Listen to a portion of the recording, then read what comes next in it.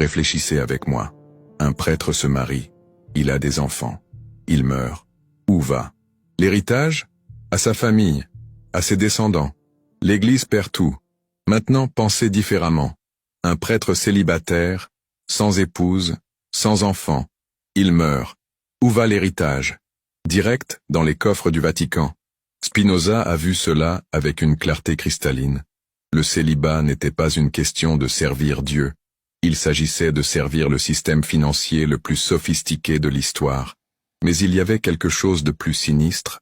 La répression sexuelle systématique créait une dépendance psychologique.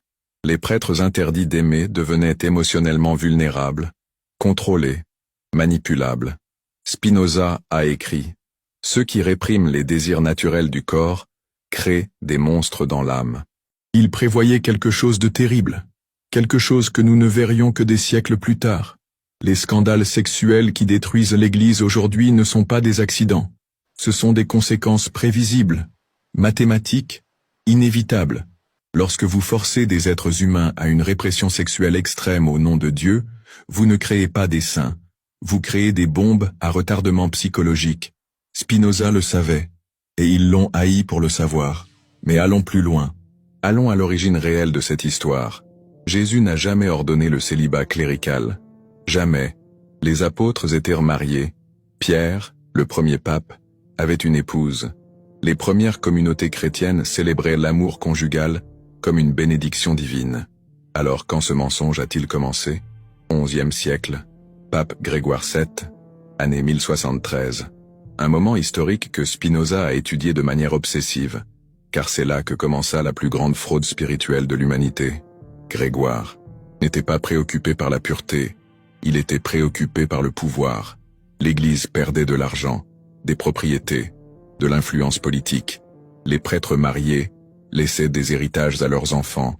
Ils créaient des dynasties cléricales. Ils partageaient leur loyauté entre leur famille et l'institution. Il fallait que cela cesse. Grégoire a inventé une justification théologique pour un besoin économique. Il a transformé la répression sexuelle en vertu spirituelle. Il a vendu la souffrance comme salut, et ça a marché. Pendant 1000 ans, ça a parfaitement marché. Spinoza a vu à travers le masque. Il a vu les chiffres, les transferts de propriété, les testaments qui redirigeaient des fortunes entières vers le Vatican. Il a calculé. Un prêtre célibataire moyen transférait à l'Église l'équivalent d'une fortune familiale entière, multipliée par des millions de clercs au cours des siècles.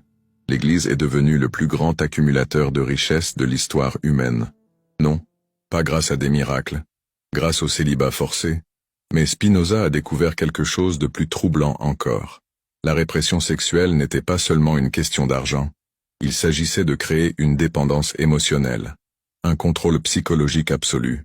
Les prêtres interdits de former des liens familiaux devenaient des orphelins émotionnels, dépendants de la hiérarchie ecclésiastique pour toute forme d'affection, de validation, de but. L'Église est devenue mère, père, épouse et famille pour des hommes émotionnellement castrés. Spinoza a écrit une phrase qu'ils ont essayé d'effacer de l'histoire. Le célibat clérical est la prostitution de l'âme au nom de Dieu. Il dénonçait le plus grand système de chantage émotionnel jamais inventé. Faites une pause. Respirez profondément. Sentez le poids de ce que vous venez de découvrir. Parce que lorsque Spinoza a publié ses idées, le monde entier s'est retourné contre lui. Les rabbins juifs l'ont excommunié. Les leaders chrétiens l'ont menacé de mort. Les autorités politiques ont offert des récompenses pour sa tête. Pourquoi? Parce qu'il avait exposé le secret qui soutenait tout le système. Mais l'histoire réelle ne faisait que commencer.